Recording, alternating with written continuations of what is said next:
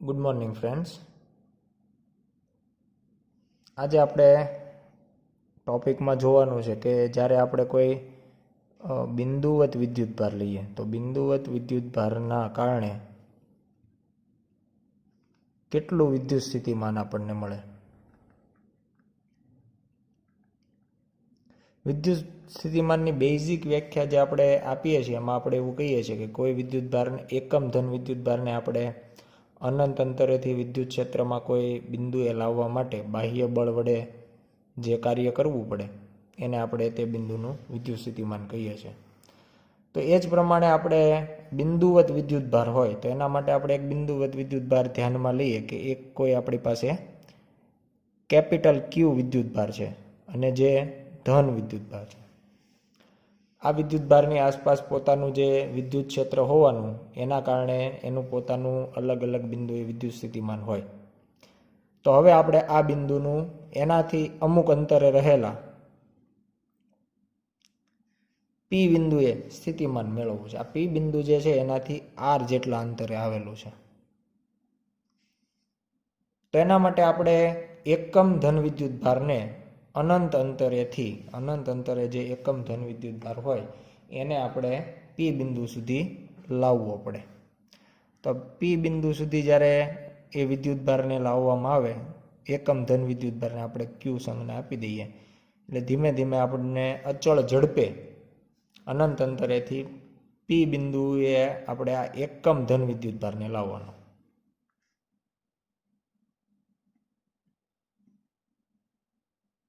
અને એ દરમિયાન આપણે જે કાર્ય કરવું પડે એને આપણે પી બિંદુનું વિદ્યુત સ્થિતિમાન જે છે એ કહી શકીએ. તો આના માટે પહેલી આમ તો સરળતા માટે આપણે પ્લસ ક્યુ વિદ્યુતભાર લીધો છે. જો માઇનસ લઈએ તો પણ ચાલે, એનાથી કોઈ ફરક પડવાનો નથી. તો હવે અહીંયા આપણે પહેલી બાબત લઈએ કે જ્યારે આપણે આ અનંત અંતરે રહેલા વિદ્યુતભારને ધીમે ધીમે પી બિંદુએ લાવતા હશું ત્યારે વચ્ચેના કોઈ એક બિંદુએ આપણે વિચારણા કરીએ કે જ્યારે એ આપણા ક્યુ વિદ્યુતભારથી આર ડેશ જેટલા અંતરે હોય. તો આર ડેશ અંતરે હોય ત્યારે એના ઉપર કંઈક આ વિદ્યુતભાર દ્વારા બળ લાગશે જેને વિદ્યુતીય બળ અથવા તો કુલમ બળ ગણી શકાય. તો આર ડેશ અંતરે ક્યુ વિદ્યુતભાર દ્વારા સ્મોલ ક્યુ જેને આપણે એકમ ધન વિદ્યુતભાર કીધો છે તેના પર લાગતું બળ જેને આપણે એફ સદિશ વડે દર્શાવીએ તો એ થશે કે Q upon R dash square. અહીંયા કે Q1 Q2 આવે એક વિદ્યુતભાર તરીકે કેપિટલ ક્યુ આવશે, બીજા તરીકે સ્મોલ ક્યુ આવશે. પણ સ્મોલ ક્યુ વિદ્યુતભાર જે પરીક્ષણ વિદ્યુતભાર પણ કહેતા હોય એકમ છે એટલા માટે વેલ્યુ એક જ થવાની હતી એટલે આપણે ન લખીએ તો પણ ચાલે. અને સદિશ છે તો આની દિશા આપણને ખબર છે, બંને વિદ્યુતભાર ધન છે તો ક્યુ દ્વારા આવી કોઈ દિશામાં એના ઉપર બળ લાગે જેને આપણે આર ડેશ કેરેટ વડે દર્શાવી શકાય, કારણ કે આ જ આપણો સ્થાન સદિશ બનશે આર ડેશ. હવે અહીંયા આપણે આ જે સમીકરણ લખ્યું છે એને આવી રીતે લખી શકાય કે Q upon R dash square R dash caret. આ આપણે આર ડેશ અંતરે રહેલા સ્મોલ ક્યુ વિદ્યુતભાર પર લાગતું બળ મળી ગયું. બીજી બાબત અહીંયા આપણે ધ્યાનમાં લઈએ કે હવે આપણે કેટલું કાર્ય કરવું પડશે. તો કાર્ય માટેનું આપણું જે બેઝિક સૂત્ર છે એ ધ્યાનમાં લઈએ તો કુલ કરવું પડતું જે કાર્ય છે એને આપણે ડેલ્ટા ડબલ્યુ કહીએ. એના માટે આપણે ટોટલ પહેલાં અનંતથી આરની જગ્યાએ આપણે એકદમ નાનું એવું સૂક્ષ્મ અને સ્થાનાંતર કરાવીએ કે અહીંયા જે વિદ્યુતભાર આવી ગયો છે એને થોડો આગળ પહોંચાડીએ એટલે કે માત્ર ડેલ્ટા આર જેટલું સ્થાનાંતર કરાવવામાં આવે અથવા તો ડેલ્ટા આર ડેશ એવું નામ આપીએ. તો આ દરમિયાન આપણે કેટલું કાર્ય કરવું પડે છે એને આપણે નામ આપ્યું ડેલ્ટા ડબલ્યુ. માત્ર ડેલ્ટા આર ડેશ અંતરને અનુલક્ષીને જે કાર્ય કરવું પડે એને ડેલ્ટા ડબલ્યુ કીધું. અને મૂળ સૂત્ર કાર્યનું એફ ડોટ ડીએક્સ એટલે કરેલું સૂક્ષ્મ સ્થાનાંતર તરીકે અહીંયા આવશે ડેલ્ટા આર ડેશ સદિશ. એટલે આવું આપણું અત્યારનું કાર્ય થશે. આ જે કાર્ય છે એમાં આપણે બંને જે કિંમતો છે એ જો મૂકી દઈએ તો આપણને મળશે કે Q upon R dash square R dash caret dot delta R માટે આપણે એવું કહી શકાય ડેલ્ટા આરનું મૂલ્ય ડેલ્ટા આર જેટલું જ હશે, પણ એની જે દિશા છે એ આર ડેશ જે અહીંયાથી આપણે આ રીતે દોર્યો છે એના કરતાં વિરુદ્ધ દિશામાં સ્થાનાંતર થાય છે. એટલે એના માટે આપણે એવું કહી શકીએ કે ડેલ્ટા આર નો માનાંક એટલે કે ડેલ્ટા આર ડેશ નો માનાંક, અને જો આપણે એના દિશા માટે વાત કરીએ તો માઇનસ આર ડેશ કેરેટ, આ પ્રમાણે પણ દર્શાવી શકાય. અથવા બીજો એક રસ્તો આપણે જો લેવો હોય તો એના માટે તમે આ રીતે પણ લખી શકો કે F delta R dash cos theta. જ્યારે ડોટ ગુણાકાર હોય ત્યારે આપણે કોસ થીટા ટર્મ જે છે એ ધ્યાનમાં લેતા હોય. કોસ થીટા જે છે એમાં આપણને થીટાની વેલ્યુ મહત્વની હોય. થીટા એટલે કે એફ અને ડેલ્ટા આર વચ્ચેનો કોણ, અને ખૂબ જ સરળતાથી આપણે એક કોણ છે દર્શાવી શકાય. એફની દિશા ઉપર તરફની છે, આ તરફની અપાકર્ષી બળ, અને ડેલ્ટા આરની દિશા એના કરતાં વિરુદ્ધ છે, એટલે બંને વચ્ચેનો જે કોણ છે 180 લખી શકાય. એટલે અહીંયા થીટા ઇઝ ઇક્વલ ટુ આપણે દર્શાવી શકાય કે 180 ડિગ્રી થશે. તો આ પ્રમાણે પણ લખી શકાય, અથવા તો અહીંયા આપણે આ જે પદનો ઉપયોગ કર્યો છે એકમ સદિશનો એ પણ વાપરી શકાય. હવે આના ઉપરથી આપણે આનો સંયુક્ત જવાબ R dash caret dot minus R dash caret, આનો જવાબ આવી જશે -1, અને બાકીનું જે છે એ મૂલ્ય તો એના ઉપરથી ડેલ્ટા ડબલ્યુ માટે આપણે લખી શકીએ કે delta W is equal to minus K Q upon R dash square delta R dash. આ પ્રમાણે આપણને ડેલ્ટા ડબલ્યુનું જે સમીકરણ છે એ મળવાનું છે. એટલે માત્ર ડેલ્ટા આર ડેશ જેટલું સ્થાનાંતર કરાવીએ તો આટલું કાર્ય થશે. તો આપણે ટોટલ ક્યુ વિદ્યુત ભારને અનંત અંતરથી પી બિંદુ સુધી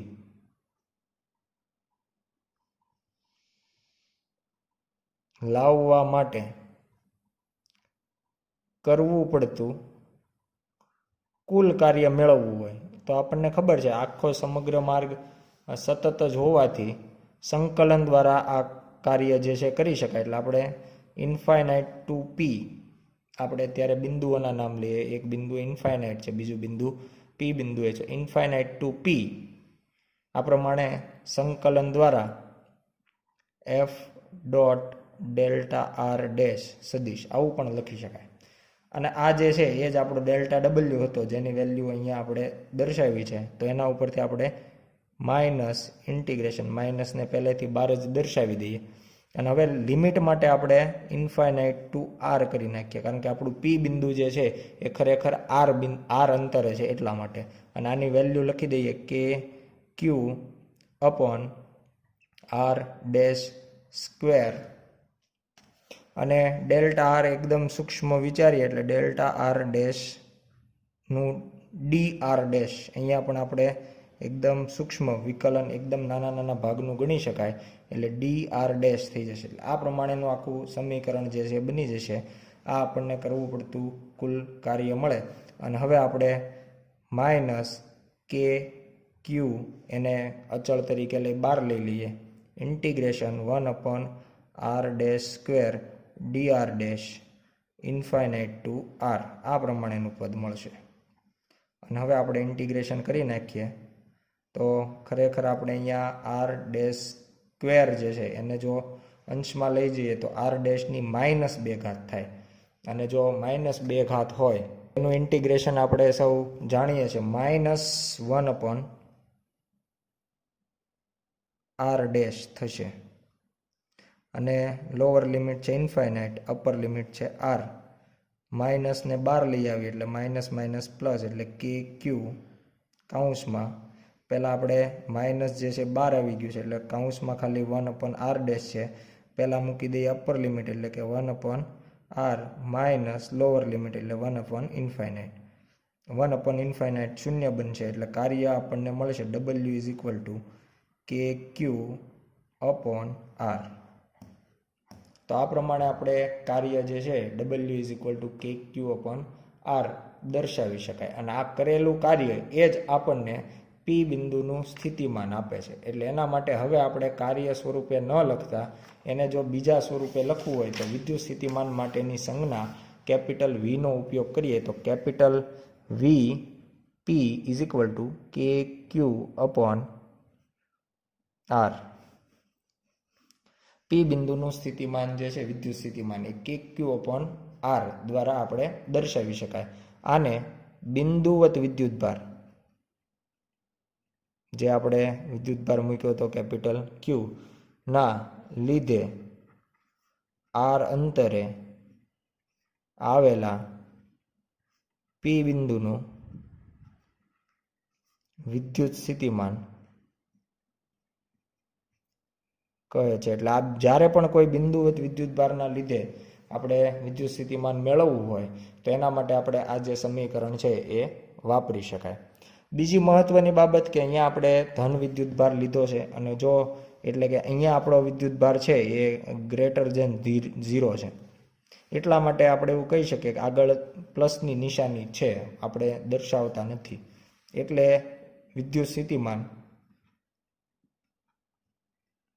V > 0 મળે છે. પણ જો આપણો વિદ્યુતભાર કદાચ 0 કરતાં નાનો એટલે કે ઋણ હોય તો આપણને એનું સ્થિતિમાન છે એ પણ <0 એટલે કે આગળ નેગેટિવ નિશાન એટલે જેવો વિદ્યુતભાર છે એવું જ આપણને સ્થિતિમાન મળશે. કારણ કે વિદ્યુત સ્થિતિમાન એક રીતે જોવા જઈએ તો આપણને જે કાંઈ વિદ્યુતભાર છે જે કાંઈ વિદ્યુતભાર વિતરણ છે એના વિદ્યુત ક્ષેત્રની જ એક લાક્ષણિકતા છે એવું ગણી શકાય. એટલે સ્થિતિમાન એના વિદ્યુત ક્ષેત્રના કારણે જ છે એવું પણ આપણે કહી શકાય. એટલે જેવો વિદ્યુતભાર ધન હોય તો સ્થિતિમાન ધન મળે, ઋણ હોય તો વિદ્યુત સ્થિતિમાન પણ ઋણ મળે. આ બાબત દર્શાવી શકાય. બીજી બાબત કે આપણે જો વિદ્યુત ક્ષેત્રનું સૂત્ર જોઈએ કે આ જ બિંદુએ જો P બિંદુએ જ આપણે ક્ષેત્રની વાત કરીએ તો EP = KQ/R² આવતું હતું અને આ જ બિંદુએ જો સ્થિતિમાન લખીએ તો KQ/R આવે છે. એટલે માત્ર અંતરની જે ઘાત છે એમાં કંઈક ફરક છે. આમાં વ્યસ્ત વર્ગ પ્રમાણે છે જ્યારે આમાં ખાલી વ્યસ્ત પ્રમાણે છે. તો આના માટે જ્યારે આપણે એક સંયુક્ત બંનેનો આલેખ દોરતા હોઈએ તો આલેખને કંઈક આ રીતે આપણે દર્શાવી શકાય. આ પ્રમાણે આપણે વિદ્યુત સ્થિતિમાન માટેનો આલેખ દોરીએ તો વિદ્યુત સ્થિતિમાન માટેનો જો આલેખ આ રીતે આપણે દર્શાવતા હોઈએ વિદ્યુત સ્થિતિમાન વિરુદ્ધ અંતરનો તો કોઈ એક બિંદુએ આપણે એવું કહી શકાય કે આ બંનેની વેલ્યુઓ જે છે એ આપણને સરખી મળી શકે. એટલે આપણે જો વિદ્યુત ક્ષેત્રનો આલેખ દોરતા હોય તો વિદ્યુત ક્ષેત્ર માટેનો આલેખ જે છે એ આપણે કંઈક આ રીતે દર્શાવતા હોઈએ છીએ. એટલે બ્લુ પેનથી જે દર્શાવવામાં આવ્યો છે એ વિદ્યુત ક્ષેત્ર માટે છે કારણ કે એમાં આપણે જોઈ શકાય કે એનો વક્રતા વધારે છે કારણ કે એના અંદર E ચલે છે 1/r² મુજબ એમાં ઘટાડો થાય છે. જ્યારે સ્થિતિમાન છે એ R છે એટલે કે V ચલે છે 1/r મુજબ. તો આ પ્રમાણે જ્યાં બંનેની વેલ્યુઓ સરખી છે એવું એક બિંદુ મળે છે ત્યાં આપણે કહી શકાય કે આ જે અંતર છે એ એકમ અંતર છે. એટલે બંનેમાં જો 1નો વર્ગ કરે અથવા 1 મૂકે તો જવાબ જે છે બંનેનો સરખો જ આવે. એટલે આ પ્રમાણે આપણે વિદ્યુત સ્થિતિમાન અને વિદ્યુત ક્ષેત્ર વચ્ચેનો સંબંધ અને એનો જે આલેખ છે અને એને જે અંતર સાથેનો સંબંધ છે એના માટેનો આ પ્રમાણેનો આલેખ છે એ દર્શાવી શકાય. હવે આપણે વાત કરી બિંદુવત એક સિંગલ વિદ્યુતભાર હોય ત્યારે. હવે એના કરતાં થોડું મોટું તંત્ર લઈએ કે જેને આપણે ડાયપોલ તરીકે જાણીએ છીએ. તો ડાયપોલના લીધે કોઈ એક ડાયપોલ આપણે લીધી હોય તો એના લીધે આપણને કેટલું વિદ્યુત સ્થિતિમાન મળે. ડાયપોલના લીધે મળતું વિદ્યુત સ્થિતિમાન.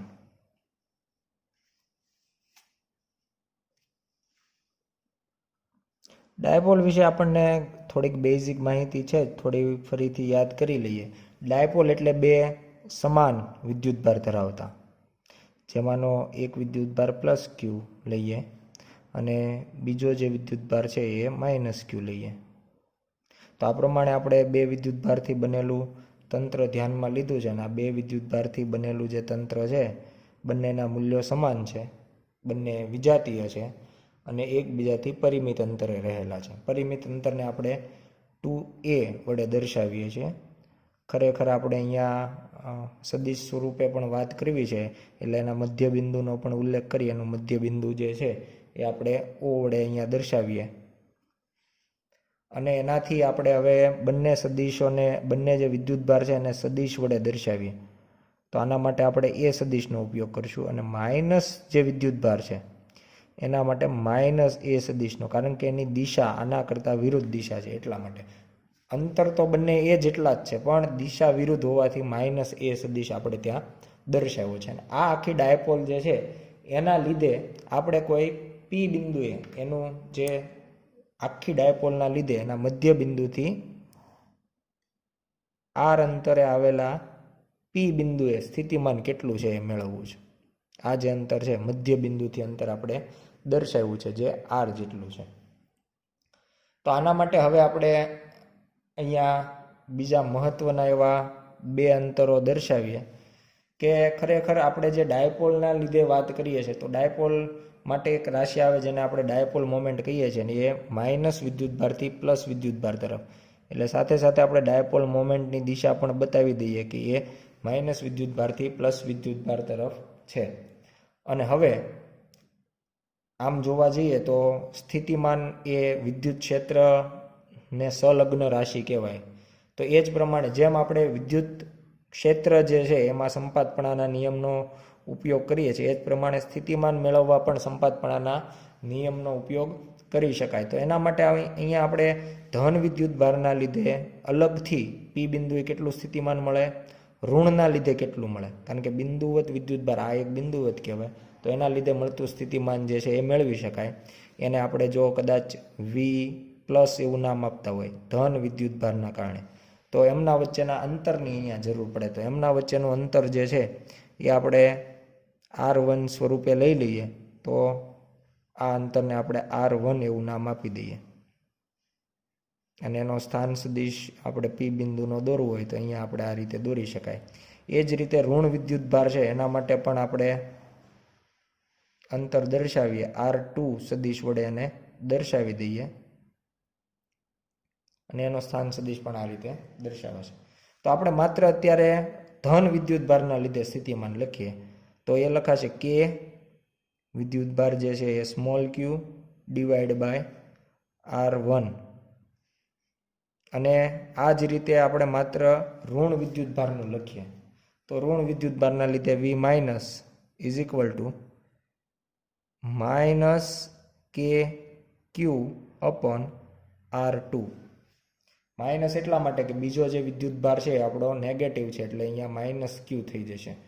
તો આ પ્રમાણે આપણે એકલા ધનના લીધે આટલું મળે, એકલા ઋણના લીધે આટલું મળે, પણ બંનેનું સંયુક્ત કરીએ કુલ સ્થિતિમાન, જેને આપણે V વડે દર્શાવીએ તો એ V મળશે આપણને. બંનેનો સરવાળો કરીએ તો કે ક્યુ કોમન લઈ શકાય, કૌંસમાં 1/R1 માઇનસ 1/R2. આ પ્રમાણેનું આખું સમીકરણ જે છે એ બનશે. હવે અહીંયા આપણે જે સમીકરણ મળ્યું છે એના અંદર આપણે હવે કૌંસ ઉપર ધ્યાન આપીએ. આ કૌંસ જે છે એને આપણે અલગથી મેળવવાનો પ્રયત્ન કરીએ. એના માટે આપણે અહીંયા સદિશના અંદર જે સદિશોના ગુણધર્મ હતા એનો આપણે અહીંયા ઉપયોગ કરવા જઈ રહ્યા છીએ. તો પહેલાં આપણે વાત કરીએ R1ની. તો R1 જે સદિશ છે એ એવું કહી શકાય કે બે સદિશનો બનેલો છે. કયા કયા બે સદિશ? તો કે અહીંયા એક સદિશ તરીકે લઈ શકાય R અને બીજા સદિશ તરીકે લઈ શકાય A. આ બંને સદિશોની મદદથી આપણે R1 સદિશ જે છે એ મેળવી શકાય. R અને A બંને એવા સદિશો જે છે એક જ બિંદુમાંથી દોરવામાં આવ્યા છે, મધ્ય બિંદુમાંથી. R સદિશ પણ મધ્ય બિંદુમાંથી દોરવામાં આવ્યો છે, A સદિશ પણ મધ્ય બિંદુમાંથી દોરવામાં આવ્યો છે. અને R1 એવો સદિશ છે કે જે A અને R બંને જે સદિશો છે એના તીર જ્યાં આવે છે એને જોડે છે.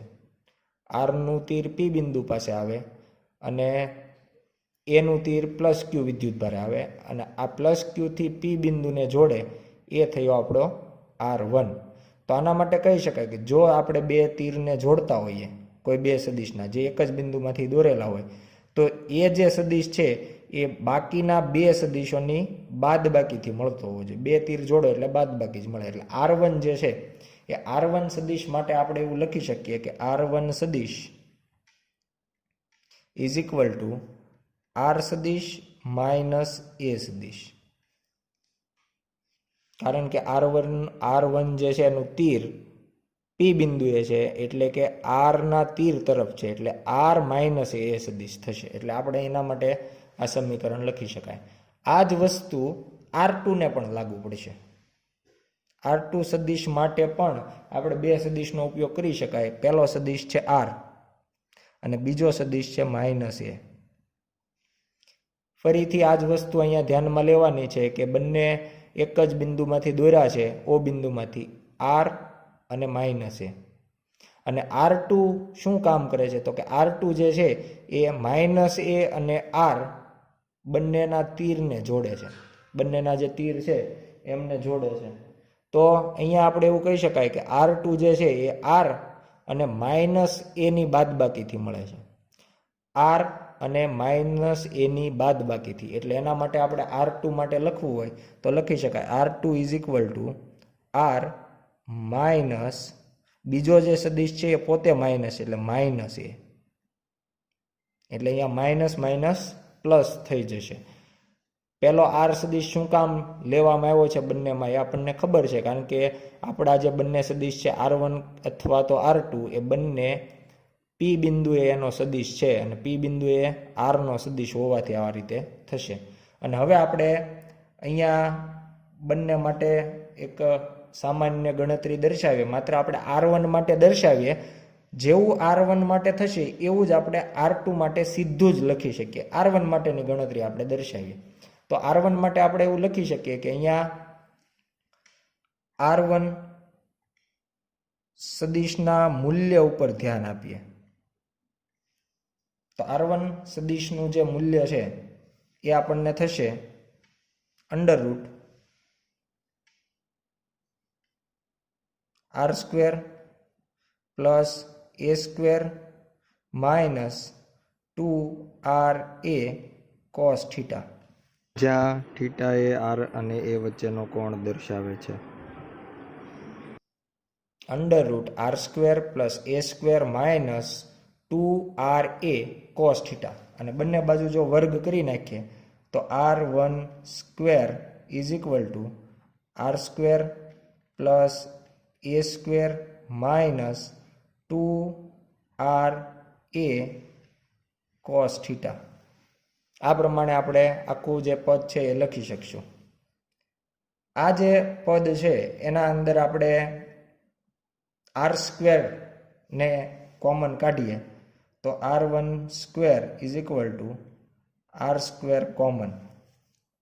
હવે જો R² કોમન કાઢીએ તો અહીંયા આવશે 1 વત્તા અહીંયા આપણે એવું કર્યું હશે કે ઉપર અને નીચે R² વડે ગુણાકાર કર્યો હશે તો એનાથી આપણે ઉપરનો R² કોમન નીકળી જશે એટલે A² ના છેદમાં R² માઇનસ છેલ્લામાં પણ આપણે એવું જ કંઈક કર્યું હશે પણ એમાં માત્ર આપણે R ની જરૂર હશે એટલે R વડે ગુણાકાર અને R વડે ભાગાકાર. તો એનાથી અંશમાં બની જશે R², એ કોમન નીકળી ગયો એટલે ત્યાં આવશે 2A cos theta by R. 2A cos theta by R. તો આ પ્રમાણેનો આખો આપણી પાસે અહીંયા પદ બની જશે. એ પદ આપણે અહીંયા લખવાનો પ્રયત્ન કરીએ તો તો આપણી પાસે આખું પદ હવે છે r1² is equal to r² કૌંસમાં 1+a² minus 2a cos theta divide by r. આ પ્રમાણેનું પદ છે. હવે આ જે પદ છે એના અંદર આપણે વચ્ચેના પદની વાત કરીએ a²/r². તો આકૃતિ ઉપરથી થોડુંક આપણે એવું કહી શકાય કે ડાયપોલમાં જે આ અંતર આપણે એ લીધું છે એ ખૂબ જ સૂક્ષ્મ હોય આરના સંદર્ભમાં. એટલે આ આર છે એ ખૂબ આપણે દૂરના બિંદુએ વાત કરતા હોય, એટલે આર મોટું હોય અને એ ખૂબ જ નાનું હોય. તો એવા કિસ્સાઓમાં આપણે a² very less than r² હોવાથી આખું પદ જે છે એને અવગણી શકાય. અને જો આખા પદને અવગણીએ તો r1² is equal to r² કૌંસમાં 1 - 2a cos theta upon r. અને હવે આપણે અહીંયા આ જે બાબત છે એના અંદર દર્શાવીએ તો r1² જે છે r2 નું પણ આવું જ સૂત્ર આપણે જે છે એ લખી શકાય. એટલે r2² is equal to r² 1 + 2a cos theta by r. અહીંયા માત્ર આપણે જે માઇનસ હતું ત્યાં પ્લસ કરી દીધું, કારણ કે આપણે શરૂઆતમાં પણ જોયું કે અહીંયા બંનેના સમીકરણમાં માઇનસ આવે છે. જ્યારે r2 માટે આપણે લખશું ત્યારે r સદિશ વત્તા a સદિશ થઈ જશે. એટલે અહીંયા બંનેમાં જે છે એ પ્લસની નિશાની, એટલે અહીંયા માઇનસ હોય તો અહીંયા પ્લસ, એટલે માત્ર નિશાનીનો ડિફરન્સ થશે, બાકી બંનેમાં બીજા કોઈ નવી રાશિ આવતી નથી. ઉપરાંત આપણે અહીંયા જે r અને a માટે જે r એ cos થીટા જે વાપર્યું છે, આ જે થીટા છે એ અત્યારે r અને a વચ્ચેનો કોણ છે, એટલે અહીંયા આપણે દર્શાવી શકાય બે સદિશ વચ્ચેનો કોણ છે એનું મૂલ્ય અહીંયા આવે, જે અહીંયા આપણે આકૃતિમાં થીટા વડે લખી શકાય, r અને a વચ્ચેનો કોણ. એટલે અહીંયા માઇનસ છે તો અહીંયા પ્લસ આવશે, r1માં માઇનસ તો r2માં પ્લસ. એના કરતાં હવે અહીંયા કંઈક અલગ મળ્યું કે r1માં માઇનસ છે તો r2માં આપણે ત્યાં પ્લસ જે છે એ બતાવી શકીએ. અને હવે આપણે આના બંને જે r1 અને r2 મળે છે એના વ્યસ્તને ધ્યાનમાં લઈએ તો 1/r1² ઇઝ ઇક્વલ ટુ 1/ આખું જ પદ r² કૌંસમાં 1 - 2a cos theta by r. આને જો થોડું એવું આપણે સાદું રૂપ આપવાનો પ્રયત્ન કરીએ તો એનાથી આપણને આવું પદ જે છે એ મળશે 1/r1² is equal two 1/r². આ જે આખો કૌંસ છે એના માટે આપણે અંશમાં લઈ જઈએ તો અંશમાં લઈ જતા 1 - 2a cos theta by r આખાની -1 અંશમાં હતું એટલે 1 પ્લસ હતી, પણ આને આપણે હવે અંશમાં લઈ જઈએ છીએ તો અંશમાં લઈ જતા એ -1 થઈ જશે. અને હવે આપણે બંને બાજુ વર્ગમૂળ લઈએ તો અહીંયા થશે 1/r1 is equal two 1/r. એટલે r1² છે તો એનું વર્ગમૂળ r1, 1/r² છે તો એનું વર્ગમૂળ 1/r. અને આ જે આખું પદ છે એનું પણ વર્ગમૂળ એટલે 1 - 2a cos theta upon r આખાની -1/2. એટલે કે આપણે 1/2 વડે ભાગાકાર કરી નાખ્યો, વર્ગમૂળ લઈ લીધું, એટલે આ પદનું આ વર્ગમૂળ થશે. અને હવે આપણે આને વિસ્તરણ કરીએ કે કોઈ પણ પદ હોય એની -1 હોય તો એના માટે વિસ્તરણમાં આપણે ધ્યાનમાં લઈશું માત્ર શરૂઆતના બે જ પદ. એટલે 1 આ જે આખી ઘાત છે અને ખૂબ જ ટૂંકમાં આપણે સમજાવી દઈએ કે આખી ઘાત છે એને આપણે અહીંયા આગળ લઈ લઈએ તો એનાથી આપણને પદ મળશે, આ માઇનસ છે અને આ -1/2 આવે એટલે એ પ્લસ થઈ જાય, માઇનસ અને માઇનસ પ્લસ. અને અહીંયા આખી ઘાત આવશે 1/2 તો 2 આના 2 સાથે કેન્સલ થઈ જાય એટલે a cos theta by r. એટલે 1/r ની જગ્યાએ આપણે આ જે આખું પદ છે એ દર્શાવી શકાય. એ જ રીતના હવે જો આના ઉપરથી ડાયરેક્ટ આપણે 1/r2 લખવું હોય કે જે આના માટે ખરેખર આનો વ્યસ્ત લઈને આ પ્રોસેસ કરવી પડે, પણ આપણને ખબર છે કે જો r1 માં માઇનસ હોય તો r2 માં પ્લસ કરીએ છીએ, એમ અહીંયા r1 માં પ્લસ છે તો r2 માટે આવું જ પદ લખતી વખતે આપણે એને માઇનસ કરશું, એટલે 1/r2 is equal two 1/r કૌંસમાં 1 minus a cos theta by r. એટલે આ પ્રમાણે આપણે 1/r1 અને 1/r2 ના બે સમીકરણ મળશે, જેને આપણું મૂળ જે સ્થિતિમાનનું સૂત્ર હતું, ડાયપોલના લીધે મળતું વિદ્યુત સ્થિતિમાન, એના સૂત્રની અંદર જે કિંમત મળતી હતી v is equal to kq કૌંસમાં 1/r1 માઇનસ 1/r2, આના અંદર આપણે r1 1/r1 ને 1/r2 ની કિંમતો મૂકી દઈએ તો v is equal to kq r1 1/r1 ની જગ્યાએ આપણે 1/r કૌંસમાં 1 plus a cos theta by r અને માઇનસ 1/r2 છે એના જગ્યાએ આખું પદ આવશે 1/r કૌંસમાં 1 minus a cos theta by r. હવે માત્ર આપણે સાદું રૂપ જ આપવાનું છે. 1/r બંનેની અંદર કોમન એટલે બહાર આવી જશે kq બાય r કૌંસમાં અહીંયા આખું પદ મળશે 1 plus a cos theta by r. આ જે માઇનસ છે કૌંસની અંદર જશે એટલે એક જે છે માઇનસ થઈ જશે અને માઇનસ પદ છે એ પ્લસ થઈ જશે a cos theta by r. Minus અને પ્લસ 1 કેન્સલ થઈ જશે એટલે એનાથી આપણને v is equal to kq upon r કૌંસમાં 2a cos theta by r આ પ્રમાણેનું પદ મળશે. એક અહીંયા આપણે વિદ્યુત ભાર ડાયપોલનો હતો એ સ્મોલ ક્યુ હતો એટલે અહીંયા બધે સ્મોલ ક્યુ કરી દઈએ અને હવે આપણે v is equal two k 2aq cos theta r into r એટલે કે r સ્ક્વેર, અને જે આપણને અહીંયા પદ મળ્યું છે 2a into q is equal two 2aq ને કહેવાશે ડાયપોલ મોમેન્ટ એટલે kp upon r square cos theta. આ પ્રમાણેનું આપણને ડાયપોલના લીધે વિદ્યુત સ્થિતિમાન જે છે મળે kp upon r square cos theta.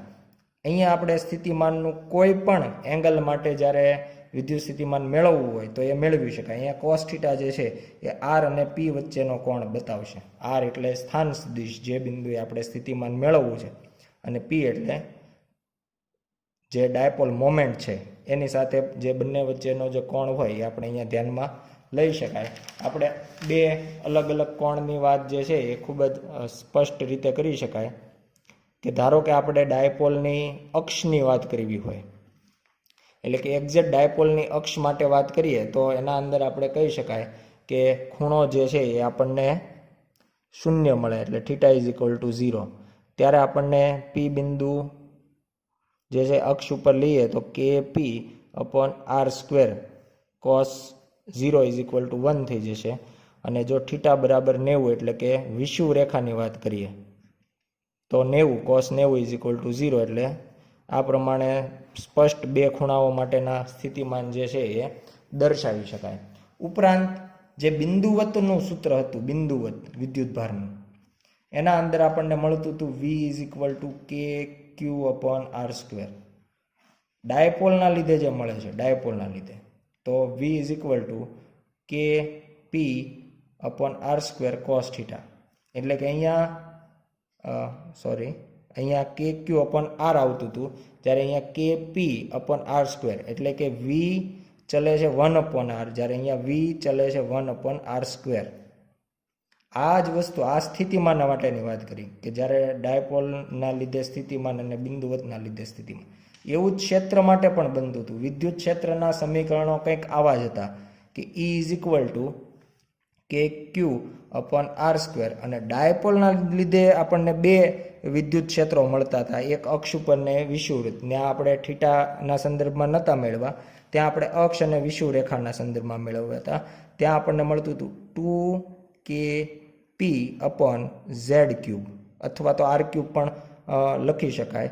આ ખાલી મૂલ્યની દ્રષ્ટિએ લખ્યા છે. અથવા તો વિષુવરેખાની વાત કરીએ તો ત્યાં આપણને મળતું હતું કેપી અપોન વાય ક્યુબ. ત્યાં પણ આપણે માઇનસ પી કેરેટ કે પી કેરેટ એવું વાપર્યું નથી. એટલે અહીંયા સ્પષ્ટ કહી શકાય ઈ ચલે છે 1/r² મુજબ હતું, જ્યારે ડાયપોલના લીધે 1/r³ મુજબ હતું. એટલે આ પ્રમાણે આપણે ચારેય સમીકરણો છે એ ધ્યાનમાં રાખવાના થશે કે વિદ્યુત ક્ષેત્ર બિંદુવતના લીધે કેવું હોય, બિંદુવતના લીધે અને ડાયપોલના લીધે. એ જ રીતે સ્થિતિમાન છે બિંદુવતના લીધે કેવું હોય અને ડાયપોલના લીધે કેવું હોય. અને જ્યારે કોસ થીટાનો ઉલ્લેખ થતો હોય ત્યારે આપણે એક બીજું સમીકરણ પણ સાથે સાથે જ અહીંયા દર્શાવવાનો પ્રયત્ન કરીએ કે કોસ થીટા એટલે હંમેશા આપણને ખ્યાલ છે કે એ ડોટ ગુણાકારના સ્વરૂપમાં પણ આપણે એને દર્શાવી શકતા હોઈએ છીએ. તો અહીંયા આપણે કે પી સદિશ dot r caret upon r square આવા સ્વરૂપે પણ આપણે સ્થિતિમાન જે છે એ દર્શાવી શકાય. ડોટ ગુણાકારના સ્વરૂપે પણ સ્થિતિમાનને દર્શાવે. એટલે સ્થિતિમાન પોતે અદિશ રાશિ છે, પણ એના અંદર જે આવતી રાશિઓ અંતર અને ડાયપોલ મોમેન્ટ એ સદિશ રાશિઓ છે. તો આ પ્રમાણે આપણે બિંદુવતના લીધે મળતી ડાયપોલ છે એ મેળવી શકાય.